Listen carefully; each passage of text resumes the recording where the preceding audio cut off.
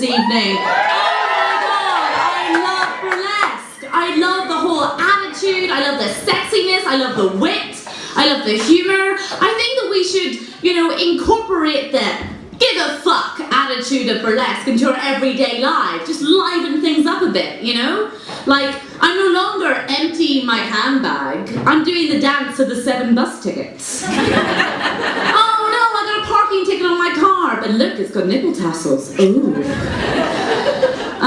Stand-up's kind of the opposite of burlesque, so I'll understand if you're feeling a little down right now. Modern stand-up tends to be very self-deprecating.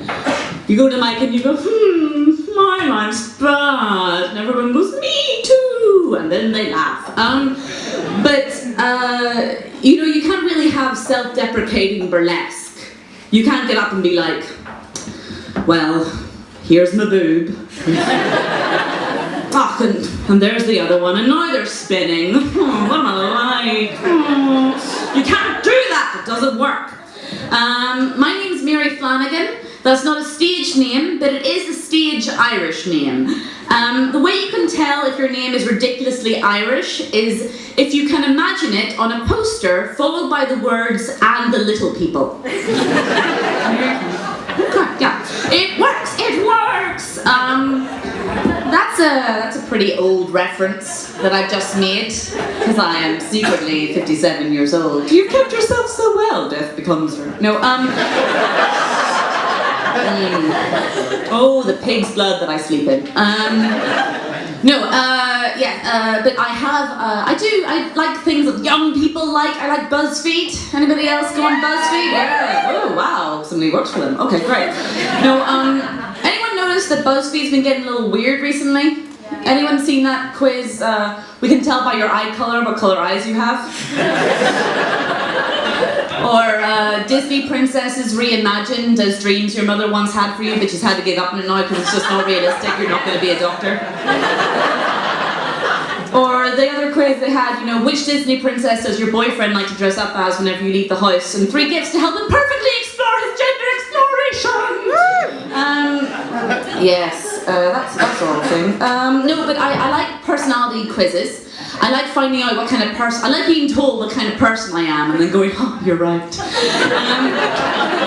And a great way to do that is horoscopes. Who here believes that horoscopes are bullshit? Okay, who here reads horoscopes? Yeah. So for the final question, who here thinks that horoscopes are bullshit but reads them anyway? That whole room. I love it. No, I can totally logically think horoscopes are bullshit. I can completely logically look at it and go, there's no reason why this should mean anything. But then I read it, and it's like they know me. They'll be like, you're pretty creative, Pisces. You probably think you could write a book someday. And I'm like, have you been following me? Hey Pisces, you like time alone, but you also like time with friends. If there are cameras in my home, I will call the police.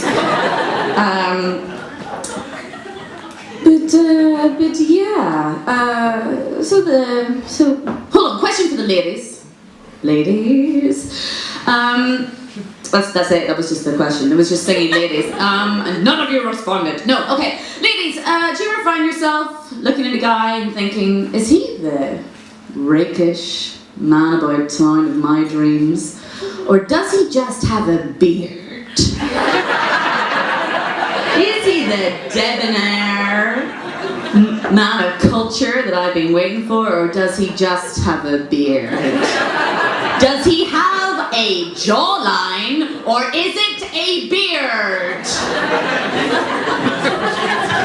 I feel so deceived. And guys, I get it. Women have had makeup for centuries. We've had centuries to put on to get ourselves the smooth skin and the rosy cheeks and the red lips that we need to do to convince you all that we're never going to get the menopause and we're never going to die.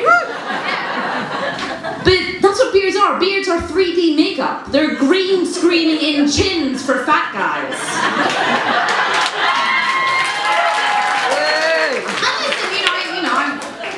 Don't mean to rail on fat guys, I've fat myself once, but this is like 8 layers of spine steep and I never breathe out. I deal with it, I do get the frustration with makeup, but I wish I could blend my makeup as well as your face blends into your neck when I see you without your beard.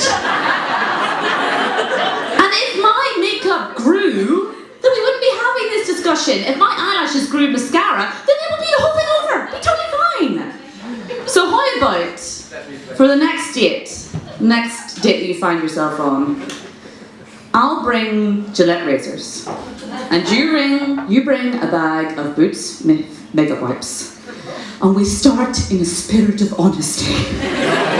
No, neither! Maintain the lies. No, I think you're right. No, I've been single for a while.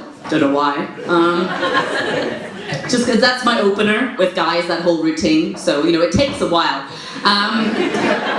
But you've been single for too long when your dad tries to introduce you to Tinder. It's one of those dating apps, is it, Pauline? Apps. Thanks, Dad.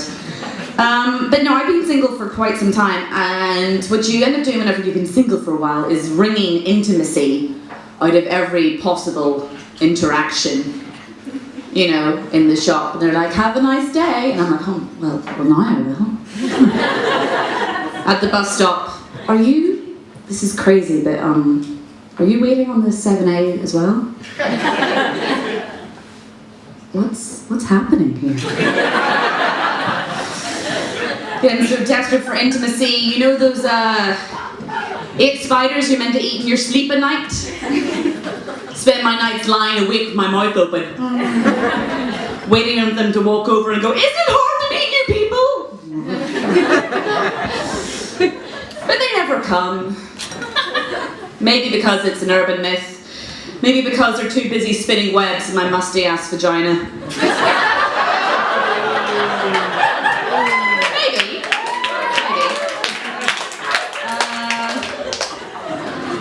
I'll finish.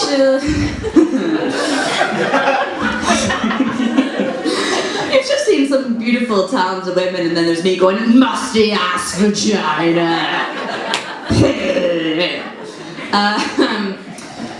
So I'll finish on a little story. People say, isn't it awkward, or aren't you scared of doing stand-up? Get up on stage and tell jokes, isn't that very scary? And people get very awkward about seeing stand-up. They think, oh, what'll happen if I go? What if they're not funny? Will I die? Yes. Yes, we'll be put to death.